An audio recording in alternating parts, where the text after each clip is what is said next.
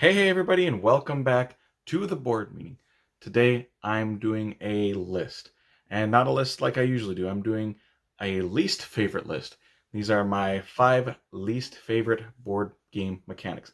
And I did my 5 favorite board game mechanics a couple months ago, and I said I was going to do my least favorite mechanics like a week or two later, and I never ended up doing it because I didn't really want to make a negative list.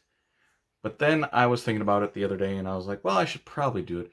But I don't really want to be completely negative. So I'm going to do my 5 least favorite board game mechanics. But then I'm going to talk about one board game in that uses that specific mechanic that I actually enjoy. And there's quite a few of them in this list. So let's go to my number 5 least favorite mechanic, and that would be social deduction games. I'm not a big fan of social deduction games, and it's not like I shouldn't say I don't like it. It's that it just feels very repetitive. I feel like all the games kind of copy each other. There's not a lot of innovation. It feels like for most games. I'm talking about the Werewolf, Secret Hitler, Resistance, Avalon. They all kind of feel like the same game. And there's a caveat. I have not played a very popular one, and that is that Deception Murder in Hong Kong. That seems like everybody likes it. I really want to try that one, but I haven't tried that one. So that's not going to be the game that I'm talking about that I like.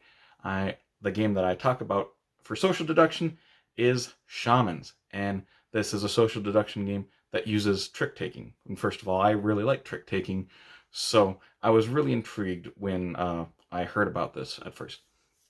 And so for in the trick taking game, you're going to be playing out your tricks, and if someone doesn't follow suit like you're supposed to in trick taking, this little marker goes towards this moon, and the moon is where the bad guys want this marker to end up. So if someone plays off suit, you're like, is that the bad guy? Because there's going to be 1 or 2 bad guys depending on how many players you're playing with. And it's just a really interesting twist on that mechanic. And there's also, you can take out those players. There's some special abilities that you'll gain throughout that game. It's really interesting. I like how they did that game, and it's one of the best looking card games I've ever seen, actually. Now let's go to my number 4, and number 4 least favorite mechanic would be player elimination. And I just don't like these big long games that halfway through the game or a quarter way through the game, someone gets eliminated. Say it's a 2-hour game and someone gets eliminated in a half an hour. Now for the next hour and a half, they just sit there twiddling their thumb, waiting for this game to end. I don't like that. I want everybody to be involved at all times when I'm playing games. I just feel bad when people get eliminated in these long games, because it's not that much fun just sitting there watching everybody else play. One and I do like several games that use this mechanic, but they're all short games. And so the game that I'm going to talk about is King of Tokyo. And King of Tokyo, you all play as monsters, this dice chucking game. And you are trying to take control of Tokyo. And how you win is either you get 20 points or you are the last monster left alive. So you're going to be hitting each other, taking each other's health points down. And it's a quick game. It's maybe a half an hour with a large player count. And it seems like when 1 or 2 people get eliminated, the other people get eliminated very quickly after. So there's not a lot of waiting around after you're eliminated. So that's number 4, player elimination games. My number 3 least favorite board game mechanic is the take that mechanism. And take that means kind of when you ruin someone else's plans, you divert them somehow. If you're building a structure, you can somehow destroy that structure or do something to it. And I don't like ruining other people's plans in games. I'd rather work on my own stuff than ruin other people's stuff. So in a game, if you have an option between, say, you build a structure or you destroy your other friend's structure. I'm saying structure a lot, but it's just an example. I'm going to choose the option that builds structure more, because I enjoy working on my stuff rather than hurting your stuff more. And there's quite a few games that I like that use this, but I don't like it if it feels like really mean. And one of those games that doesn't feel super mean is Lords of Waterdeep. Lords of Waterdeep is this simple worker placement, resource management game, and there are, what are they called? Intrigue cards. And intrigue cards, about half of those intrigue cards are take that cards. And they'll do something like steal a resource from someone or give them a mandatory quest that will kind of make them concentrate on completing that mandatory quest before they go back to doing what they were originally trying to do. But none of those intrigue cards seem like too horrible. And plus, half of those intrigue cards do good things for your opponents as well. A lot of them is like, okay, take 3 wizards from the resource pile and then give 2 players 1 wizard each. So a lot of them will do good things. So it kind of balances each other out. So that's not too bad. I just don't like when it's really, really mean take that games. Let's go to the number 2 least favorite mechanism. And if you asked 100 board game hobbyists what their least favorite mechanic is, this would probably be on a lot of their lists. And this is roll and move. And when people think of roll and move, they're thinking those old games before 2000 kind of, where you're rolling the dice and that determines how far along a track you move, and then where you land takes that action.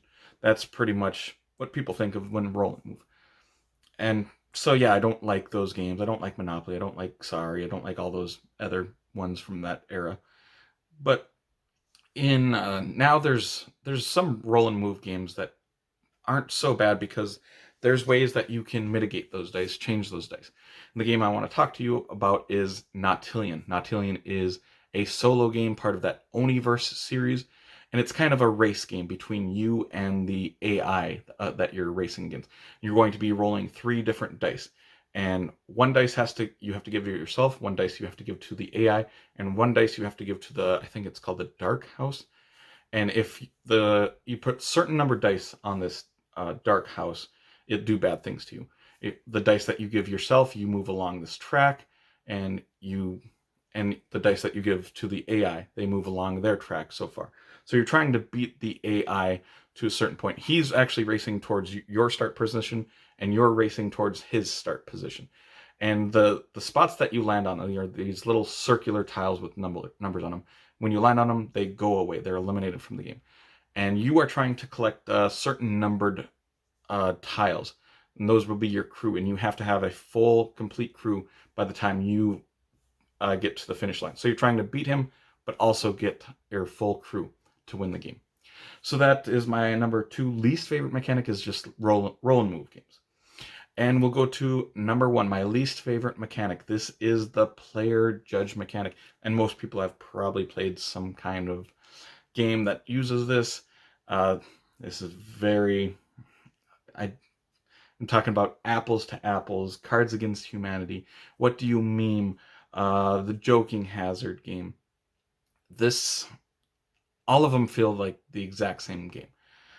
This is where 1 player will be basically be the judge of who wins that round. And most of these games they'll have a card in front of them, and everybody else they have this card laying down for everybody to see. And everybody else takes one of their cards from their hand and plays according to what they think about that card. It's usually kind of some funny game or play. It's a party game. Pretty much all of these. And I haven't played all of these these player judge games. I actually went on BGG, went on the mechanics list, and went down because I could not think of a game that uses this mechanic that I like, that I've played.